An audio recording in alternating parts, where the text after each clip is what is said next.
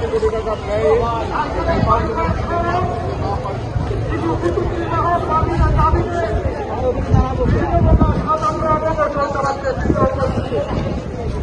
খেলো হচ্ছে খেলো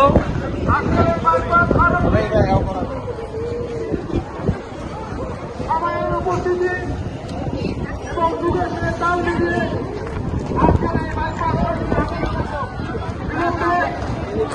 আজকের এই দাবিতে আমরা এই হরিপুরবাসীর সঙ্গে সামরিক চিকিৎসক পরিষদ একত্রতা ঘোষণা করছি। আমাদের বাইপাস সড়কের দাবিতে উলিপুরের সব স্কুল কলেজ মাদ্রাসা রাজনীতি দল সব একাকার হয়েছে বাইপাস সড়কের দাবিতে। আপনারা দেখেন। আমি আমার সংক্ষিপ্ত বক্তব্য শেষ করছি। আল্লাহ হাফেজ। ধন্যবাদ বক্তব্য রাখার জন্য ভাইকে। সর্বস্তরের মানুষ একাকার হয়েছে আজ বাইপাস সড়কের দাবিতে, মিলেমিশে একাকার। আমাদের আমির আব্দুল জলিল ভাইকে বক্তব্য দেওয়ার জন্য তিনি দরকার করতে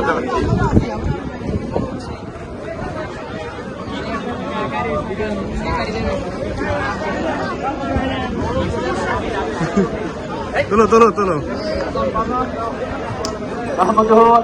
আজ সর্বসাধারণ মানুষের প্রাণের দাবি আমাদের বাইপাস সড়ক। বাইপাস রোডের বাস্তবায়নের জন্য আজকের বিশাল মানববন্ধনের সম্মানিত সংগ্রামী উলিপুরবাসী, আসসালামু আলাইকুম রহমতুল্লাহ।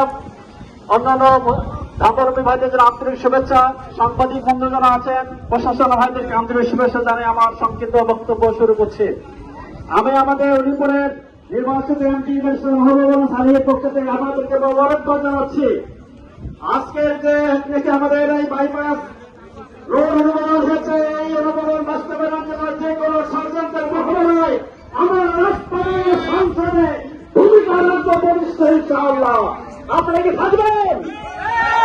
জি, আমি পরিষ্কার বলে দিতে চাই, মেঘ থেকে যে কনিষ্ঠ ডর আনলে তার সূত্র আছে।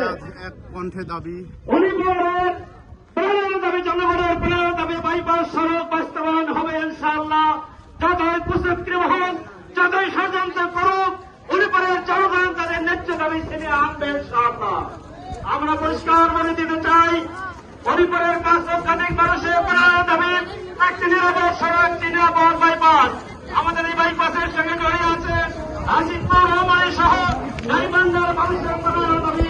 উলিপুরের এই মুহূর্তে তাদেরকে ব্যয় করতে হয় এই কুচক্রী মহলকে আমরা জনগণের দাবির কাছে কোনো ব্যক্তি গোষ্ঠী ছাত্র প্রাণ হত্যা পেতে পারে না, খেতে পারে।